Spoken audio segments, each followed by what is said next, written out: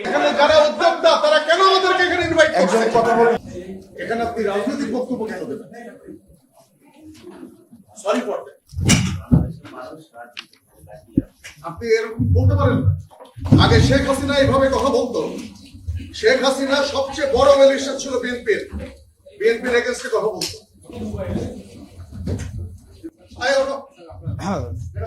চাঁদাবাজদের বিরুদ্ধে সবসময় আমাদের কথা বলতে হবে।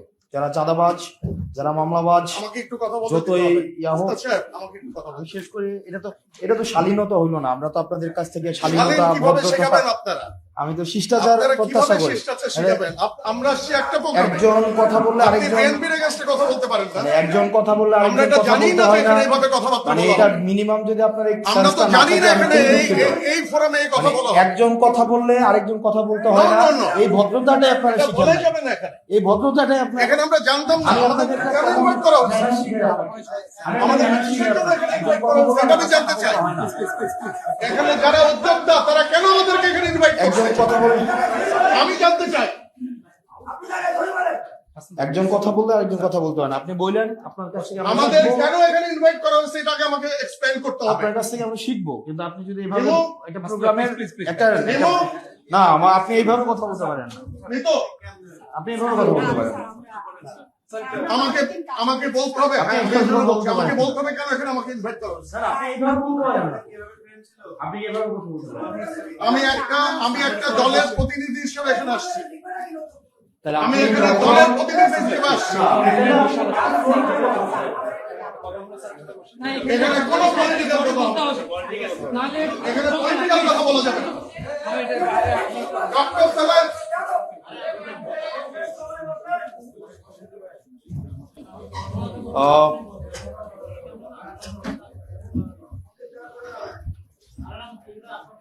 জুলাইয়ের পরে আমরা দ্বিমত প্রকাশের স্বাধীনতা চেয়েছিলাম। আপনার সবচেয়ে অপছন্দের কথা, আপনি আমার কথা অপছন্দ করতেই পারেন, কিন্তু গণতন্ত্র মানে এইটা না যে সবসময় শুধুমাত্র আপনার প্রিয় কথা আপনার সামনে বলা হবে। আপনার প্রিয় মানুষের সবসময় স্তুতি গাওয়া হবে। আপনার কলম শুধু আপনার প্রিয় মানুষের স্তুতির জন্য কলম ব্যবহার করা হবে। আপনার মস্তিষ্ক শুধুমাত্র আপনার প্রিয় মানুষের জন্য ব্যবহার করা হবে। আপনার শুধুমাত্র তুষামুদের মধ্য দিয়ে আপনার কর্মজীবন আপনার ব্যয় করা হবে। এটার নাম হচ্ছে, এটা জুলাই না। এটার নাম সহনশীলতা না। এটার নাম পরমত সহিষ্ণুতা না। পরমত সহিষ্ণুতা হচ্ছে আপনার সবচেয়ে অপ্রিয় কথাটা আপনার সামনে যখন বলবে, আপনি তখন মনোযোগ সহকারে শুনে আপনার বিরোধিতা যদি সেটাকে করতে হয় সেটা আপনি ভার্বালি করবেন এবং সেটাকে আমরা গ্রহণ করব। আপনার একটা দীর্ঘ বর্ণাঢ্যময় কর্মজীবনের মধ্য দিয়ে আপনারা এসছেন। আপনাদের এই কর্মের প্রতি আমরা সম্মান জানাই, কিন্তু একই সাথে সাথে ততটুকুই শুধু গণতন্ত্র যতটুকু আমার পছন্দ, আর যে কথাটা আমার পছন্দ না এটাকে আমি এইভাবে বিরোধিতা জানাবো, এই বিষয়টা হচ্ছে, এটার নাম শালীনতা না, এটার নাম শিষ্টাচার না। মিথ্যাচার, শিষ্টাচার, সবচেয়ে অপ্রিয় কথাটাকে আমাকে হজম করার আমার শক্তি থাকতে হবে। হজম করার শক্তি যদি আমার না থাকে, আমাদের যে সাম্প্রদায়িক সম্প্রীতির কথা বলছি, পরমত সহিষ্ণুতার কথা বলছি, গণতন্ত্রের কথা বলছি, সেটা কখনোই সম্ভব না। আপনি আমাকে নিয়ে প্রত্যেকদিন 1.25 লাখ মানুষ গালাগালি করে।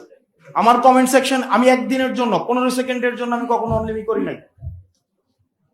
যে কেউ যা কিছু লিখতে পারে। আমি একটা এক্সাম্পল সেট করতে চাইছি, টলারেন্সের।